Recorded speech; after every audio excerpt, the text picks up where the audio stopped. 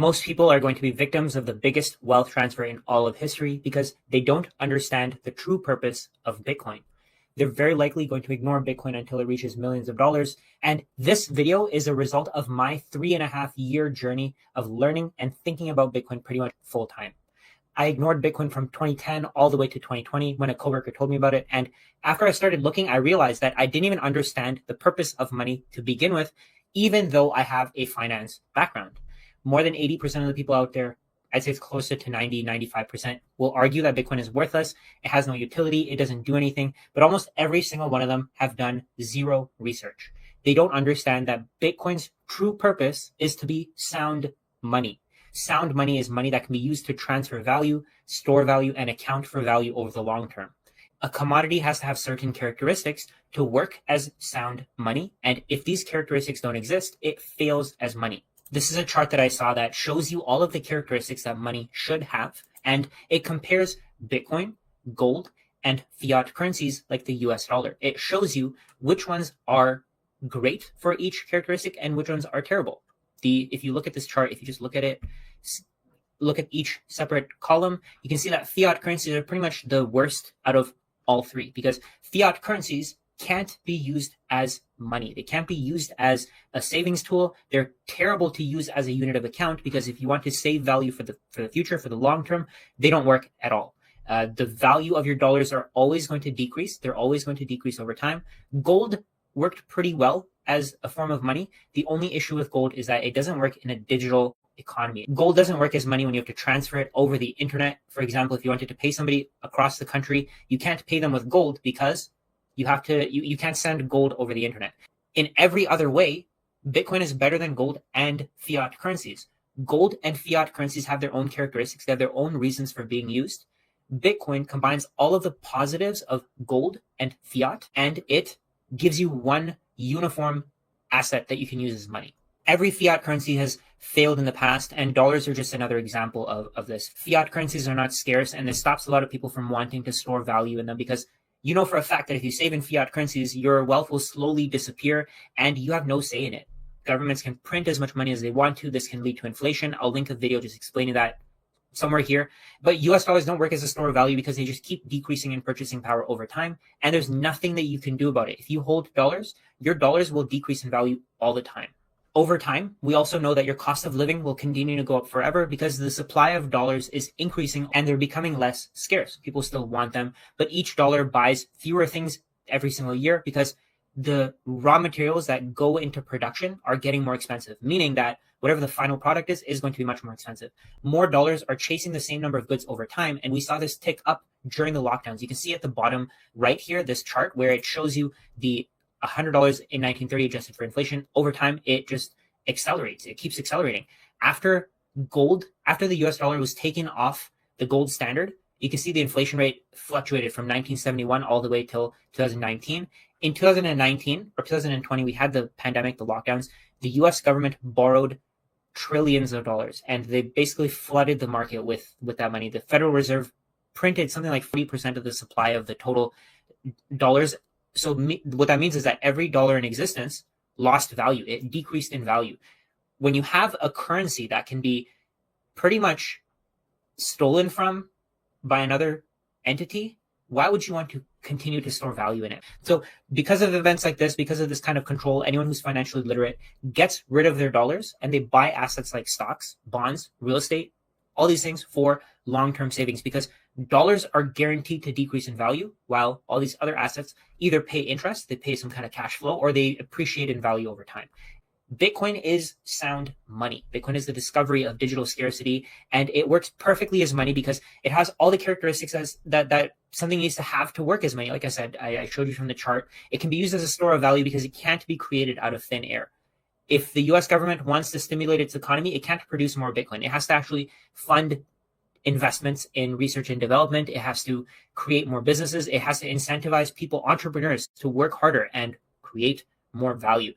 Bitcoin right now may not be the best medium of exchange or unit of account, but that's only because most of the world uses dollars to account for value. So as the network for a currency grows, the value of creating something on that currency increases. So as Bitcoin becomes more widely adopted, it means that more and more people are going to be using Bitcoin as a store of value, meaning that for entrepreneurs, there's going to be more customers, more people that they can target with products that they create. But Bitcoin is money that anyone can send and receive over the internet. And if you think about how important this is, it really puts things into perspective. You can send value to anyone across the world without banks, without relying on banks.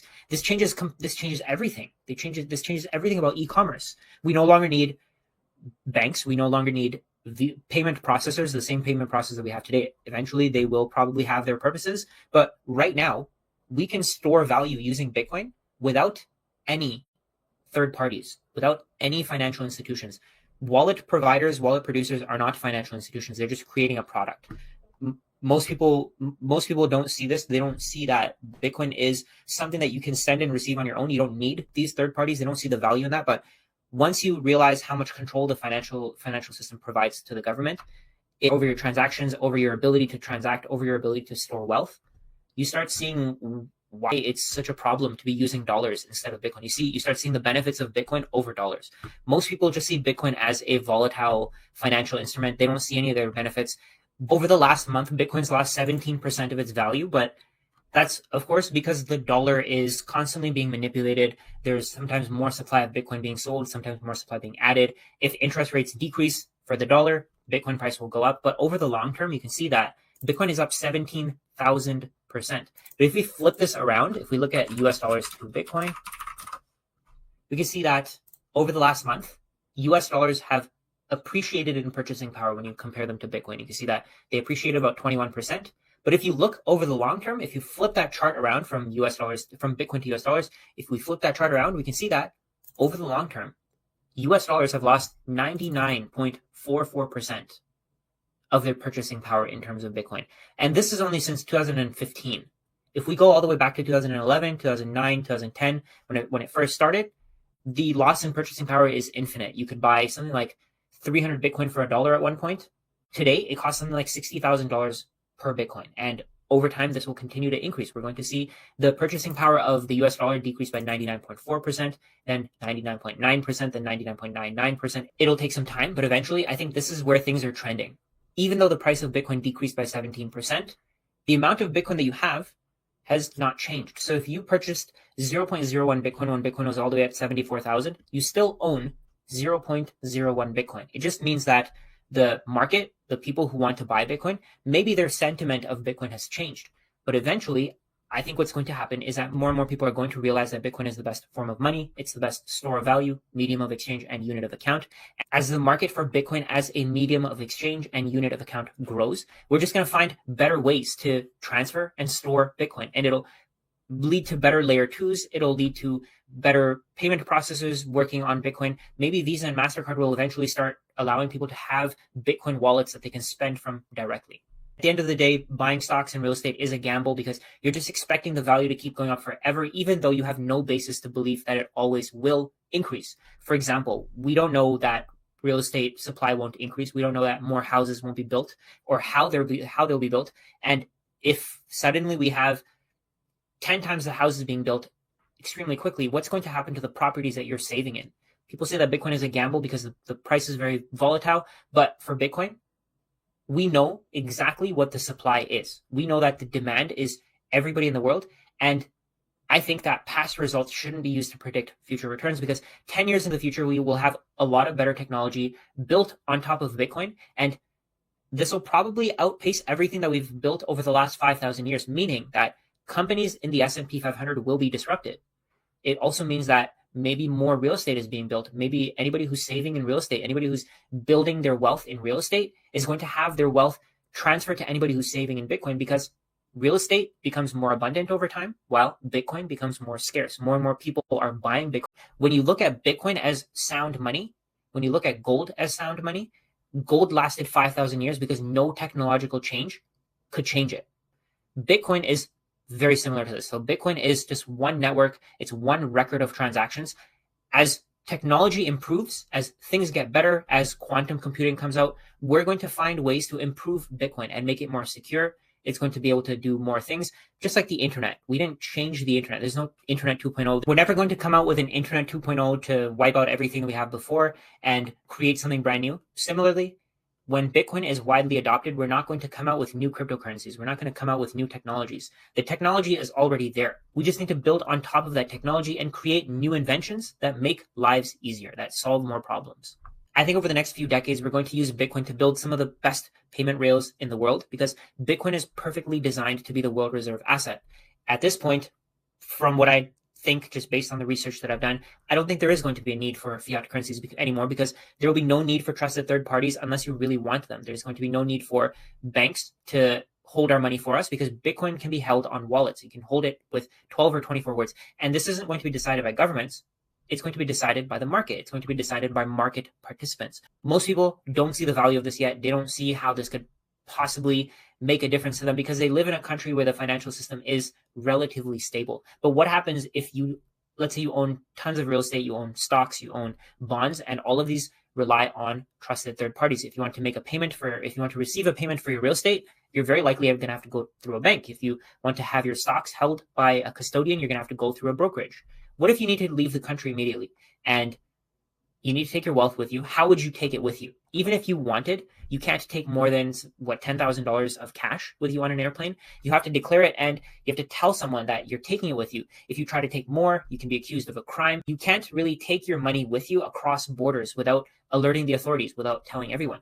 This is a problem that Bitcoin solves. This is a massive problem that Bitcoin solves because you can take your Bitcoin wherever you want. You can access it from wherever you want. As long as you have internet, you can access it from anywhere in the world using 12 or 24 words. And you can write down these words. You can hold them in a physical wallet.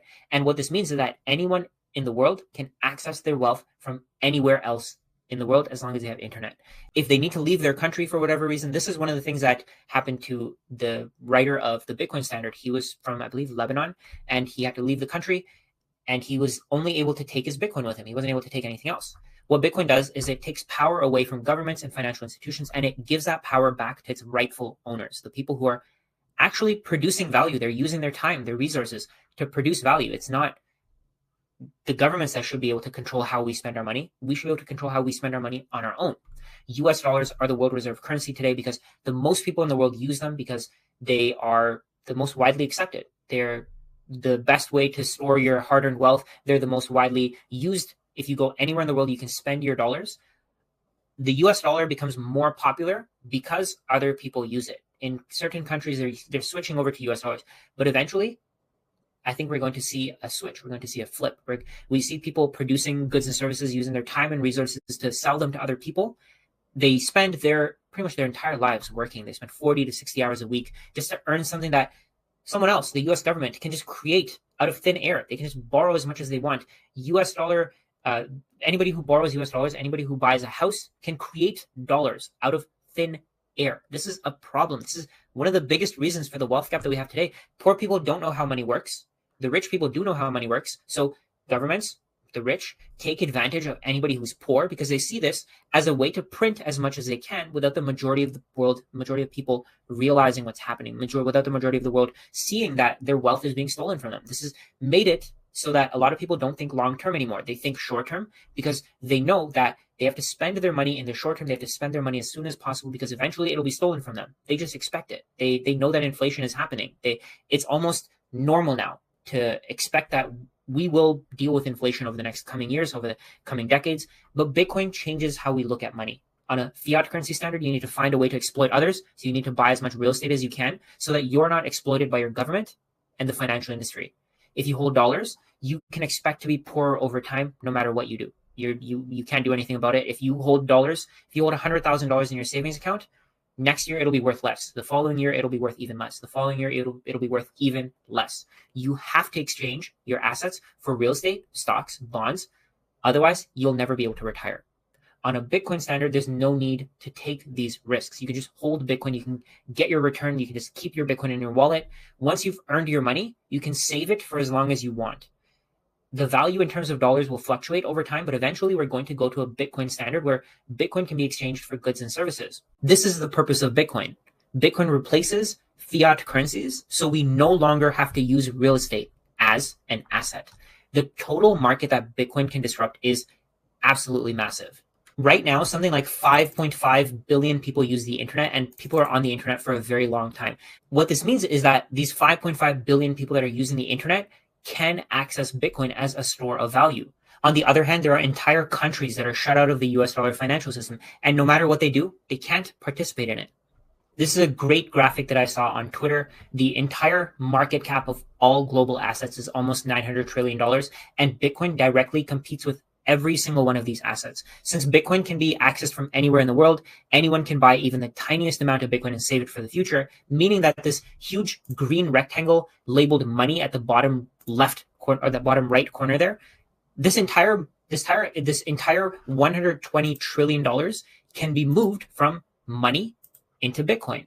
And there's no reason to hold this money anymore because Bitcoin performs the functions of money a lot better. Since Bitcoin's price is determined at the margin and over time more and more people are holding their Bitcoin and they'll never sell again, the price can rise forever. All of these assets, the $115 trillion of equities, $330 trillion of real estate, and $120 trillion of money, a large portion of a lot of this wealth, even bonds right here, a large portion of all of this wealth can move into Bitcoin, and Bitcoin can absorb it all. I don't see that being a problem because you can buy Bitcoin for any amount of money. You can buy it for $1, $5, 5 cents, 1 naira, however much you want to buy, you can. I recently went to Jamaica and I noticed that everyone there uses dollars to save, either Jamaican dollars or US dollars. Most people don't have access to stocks. They don't have access to real estate. There are a lot of countries around the world that are in this situation. I spoke to a driver who told us that their cost of living increased by 30 to 40% since the start of the pandemic. He didn't have access to stocks, of course. He didn't have access to prime real estate in the US, of course, meaning that this individual is having all of their purchasing power moved from their bank account to other people who own assets, who own stocks and real estate, and whose wealth keeps increasing in value in proportion to inflation. His purchasing power was dropping as the value of the dollar increases because he was saving in dollars, while everyone else who owns stocks and real estate are getting paid for doing nothing. He was putting in time to take tourists from their resort to the airport, take them around. He was using his time, his labor, his resources, energy, his finite resources, and he was getting back something that is worthless. It can be printed at will. When people go from, let's say, the US or Canada to Jamaica and they take their dollars with them, what they're doing is they're using those dollars that are created out of thin air to buy resources that these countries are producing. They're working hard. The people in those countries are working hard to produce those resources. They're basically moving dollars out of the US and Canada and decreasing the impact of inflation on US citizens and Canadians. Since the US government can just print money and send it to other countries, these other countries that are getting these dollars are paying the bill to allow the US government to make its citizens wealthier, to improve its own citizens' lifestyles when the US government is creating this resource out of thin air and everybody else in the world is accepting it. Why would anyone in the world intentionally choose to be taken advantage of like this? It doesn't really make any sense to me. But in my opinion, once Bitcoin reaches these countries, once Bitcoin reaches countries that use the dollar to save for the future, its adoption is going to skyrocket. During the lockdowns, Americans got $1,200 US for doing nothing, for sitting at home, and they can spend this money while anyone who is actually producing things got this money. They produced something of value and they got back something that was essentially worthless. This is the purpose of Bitcoin. The purpose of Bitcoin is to be the one asset that can be used as money without having to trust central third parties, without having to rely on governments. And since Bitcoin is sound money, it can be used to solve a lot of the economic problems that we have today, because a lot of these problems are caused by fiat currencies. Just like the hundreds of currencies before it, the US dollar will experience hyperinflation. I think the US dollar will be the last currency to fall. I think every currency in the world will eventually fall. I think the US dollar will be the last one to fall, and everything will collapse into Bitcoin. This is going to lead to a wealth transfer from all legacy assets to Bitcoin, and it's going to change the course of the world forever.